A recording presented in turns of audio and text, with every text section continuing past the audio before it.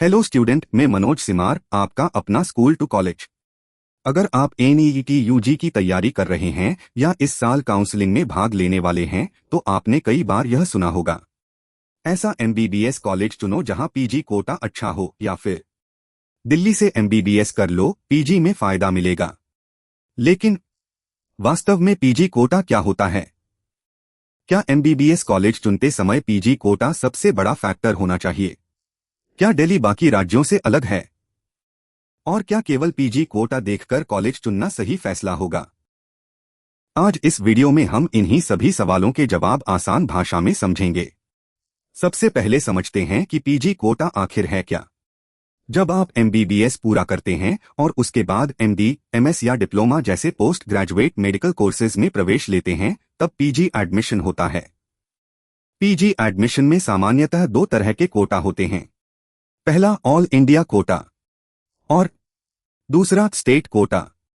यही state quota आम भाषा में पीजी कोटा कहलाता है। इसका मतलब है, अगर आपने किसी राज्य से एमबीबीएस किया है और उस राज्य के नियम आपको अनुमति देते हैं, तो आप उस राज्य की पीजी स्टेट काउंसलिंग में भाग ले सकते हैं। यही सबसे बड़ा कारण है कि एमबीबीएस कॉलेज चुनते समय कई लोग पीजी कोटा की बात करते हैं। पीजी एडमिशन मुख्य रूप से दो हिस्सों में होता है। पहला 50% ऑल इंडिया कोटा, जिसमें पूरे भारत के विद्यार्थी एनईईटी पीजी के आधार पर कॉम्पीट करते हैं। दूसरा 50% स्टेट कोटा, जिसमें संबंधित राज्य के एलिजिबल कैंडिडेट्स ही पार्टिसिपेट कर सकते हैं। लेकिन यहां सबसे महत्वपूर्ण बात यह है, हर राज्य के एलिजिबिलिटी रूल्स अलग अलग हो सकते हैं। यानी जिस राज्य से आपने एमबीबीएस किया है, जरूरी नहीं कि उसी राज्य का पीजी कोटा आपको मिले। इसलिए एडमिशन लेने से पहले राज्य के नियम समझना बेहद जरूरी होता है। क्या एमबीबीएस कॉलेज चुनते समय पीजी कोटा सबसे बड़ा फैक्टर है? यह सबसे कॉमन मिसकंसेप्शन है। बहुत से स्टूडेंट्स केवल इसलिए किसी कॉलेज को चुन लेते हैं क्योंकि वहां पीजी कोटा अच्छा बताया जाता है। लेकिन ऐसा करना हमेशा सही नहीं होता। कॉलेज चुनते समय आपको केवल पीजी कोटा नहीं देखना चाहिए, इसके साथ साथ इन चीजों पर भी ध्यान देना चाहिए। कॉलेज की एकेडमिक क्वालिटी, हॉस्पिटल में patient load, clinical exposure, faculty, infrastructure, internship quality, overall learning environment. अगर एमबीबीएस अच्छी तरह करेंगे तो एनईईटी पीजी की तैयारी भी बेहतर होगी। इसलिए केवल पीजी कोटा देखकर डिसीजन लेना सही स्ट्रैटेजी नहीं है। दूसरी बात जो पीजी कोटा होता है, वह आप आज के डेट में यूजी वर्सेस पीजी सीट्स को कंपेयर करके देख रहे हैं। यहां पर यह जानना भी जरूरी है कि हमारे देश में पीजी सीट्स किसी कॉलेज में कैसे मिलती है। जब कोई नया कॉलेज शुरू होता है तो शुरू में उसको सिर्फ नॉन क्लिनिकल पीजी सीट्स ही मिलती है। पर जैसे ही वहां से पहला बैच पास आउट हो जाता है, उसके बाद वहां पर क्लिनिकल पीजी भी शुरू हो जाती है। कुछ स्टेट्स जहां पर बहुत पुराने कॉलेजेस हैं, जैसे कर्नाटका, महाराष्ट्र, वहां पर पीजी सीट्स बहुत पुरानी कॉलेजेस होने के कारण काफी ज्यादा अवेलेबल थी। बट पिछले 5-7 साल में यह सिनेरियो बहुत चेंज हो रहा है। पिछले साल इंडिया में highest number of UG seats were in UP. तो अगर मान लीजिए हम अगले 6 साल के बाद की बात करेंगे तो शायद 6 साल के बाद यूपी में सबसे ज्यादा पीजी सीट्स हो सकती हैं। तो अगर आप आज के पर्सपेक्टिव में सिर्फ इसलिए एक स्टेट को प्रेफर करेंगे कि वहां पर पीजी सीट्स ज्यादा हैं, तो शायद आप जब 6 साल के बाद पीजी के लिए compete करेंगे, आपको थोड़ी सी निराशा हो सकती है।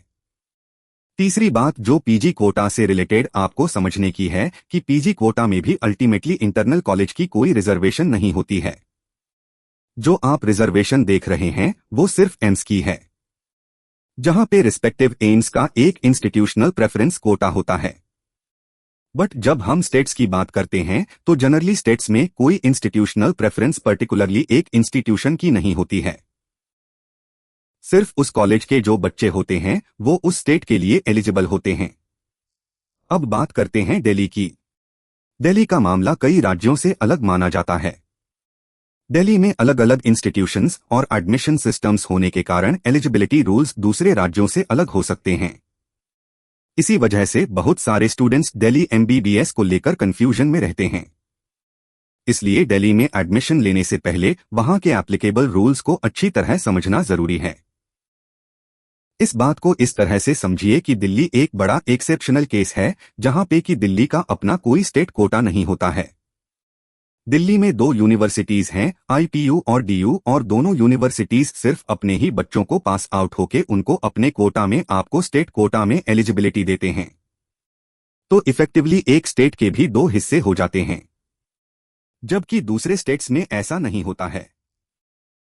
बाकी स्टेट्स में चाहे वो कितनी भी यूनिवर्सिटीज हो, वो सभी के सभी कॉलेजेस के स्टूडेंट्स उस स्टेट के एमबीबीएस के बाद पीजी के लिए एलिजिबल होते हैं। अब एक और बड़ा सवाल, क्या डीम्ड मेडिकल कॉलेज से एमबीबीएस करने पर स्टेट पीजी कोटा मिलता है?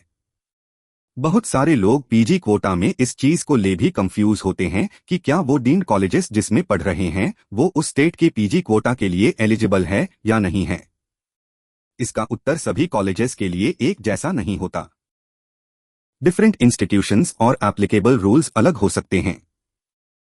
अभी तक की एक्सेप्शन में सिर्फ उड़ीसा और बिहार, यह 2 ऐसे स्टेट हैं जो अपने स्टेट के डीम्ड कॉलेजेस को स्टेट के पोस्ट ग्रेजुएट कोटा के लिए एलिजिबल कंसीडर नहीं करते हैं। बट गोइंग फॉरवर्ड मुझे पूरा विश्वास है कि कहीं ना कहीं यह पॉलिसीज धीरे धीरे वक्त के साथ बदलने वाली है, क्योंकि जो पीजी की सीट्स डीम्ड में हो रही है वो सीट्स अल्टीमेटली उस स्टेट को ही ऐड कर रही है। इसलिए किसी भी डीम्ड कॉलेज में एडमिशन लेने से पहले उसकी एलिजिबिलिटी पॉलिसी को जरूर समझें। केवल नाम देखकर एडमिशन लेना सही नहीं होगा। अगर आप एमबीबीएस कॉलेज चुन रहे हैं तो आपकी प्रायोरिटी कुछ इस प्रकार होनी चाहिए। पहला, कॉलेज की क्वालिटी। दूसरा, क्लिनिकल एक्सपोजर। तीसरा, फैकल्टी। चौथा, एकेडमिक एनवायरनमेंट। पांचवा, पीजी अपॉर्चुनिटीज। और उसके बाद ही पीजी कोटा। अगर किसी कॉलेज में पढ़ाई अच्छी है, पेशेंट लोड अच्छा है और क्लिनिकल एक्सपोजर मजबूत है तो वह आपके फ्यूचर पीजी प्रिपरेशन के लिए ज्यादा बेनिफिशियल हो सकता है।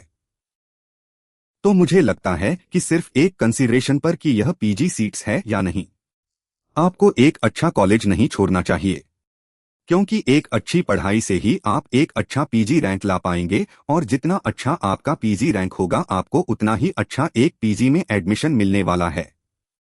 मेरा रिक्वेस्ट है कि पीजी कोटा को ऑब्जेक्टिवली समझिए, पीजी की सीट्स को ऑब्जेक्टिवली समझिए और 6 साल के अपने डिसीजन को सिर्फ एक स्टेट के नंबर ऑफ पीजी सीट्स के बेस पर डिसाइड ना करके कॉलेजेस को स्पेसिफिक कम फोकस करें, तो आपका एक अच्छा मेडिकल एडमिशन हो सकता है। स्टूडेंट्स अक्सर ये गलतियां करते हैं, केवल पीजी कोटा देखकर कॉलेज चुनना, कॉलेज की क्वालिटी इग्नोर करना, स्टेट रूल्स जाने बिना एडमिशन लेना, फ्यूचर प्लानिंग किए बिना काउंसलिंग करना। इन गलतियों से बचना जरूरी है। तो दोस्तों, पीजी कोटा निश्चित रूप से इंपॉर्टेंट है, लेकिन यह एमबीबीएस कॉलेज चुनने का एकमात्र आधार नहीं होना चाहिए। कॉलेज चुनते समय हमेशा लॉन्ग टर्म प्लानिंग करें। एक अच्छा एमबीबीएस कॉलेज आपको बेहतर क्लिनिकल एक्सपोजर देगा, बेहतर लर्निंग देगा और वही आगे चलकर आपकी पीजी प्रिपरेशन को भी मजबूत बनाएगा। अब इस वीडियो को हम यहीं पर एंड करते हैं। For personal counselling admission support के लिए ईमेल आईडी और फोन नंबर पर संपर्क करें, जो कि वीडियो के डिस्क्रिप्शन में दिए गए हैं। अगर आपके मन में नीट काउंसलिंग को लेकर कोई सवाल है तो कमेंट सेक्शन में जरूर बताइए। अगर आपको यह वीडियो यूजफुल लगा हो तो इसे लाइक जरूर करें, अपने दोस्तों के साथ शेयर करें और मेडिकल काउंसलिंग एवं एमबीबीएस एडमिशन से जुड़ी ऐसी ही ऑथेंटिक जानकारी के लिए चैनल को सब्सक्राइब करना बिल्कुल न भूलें। थैंक यू, मिलते हैं अगले वीडियो में।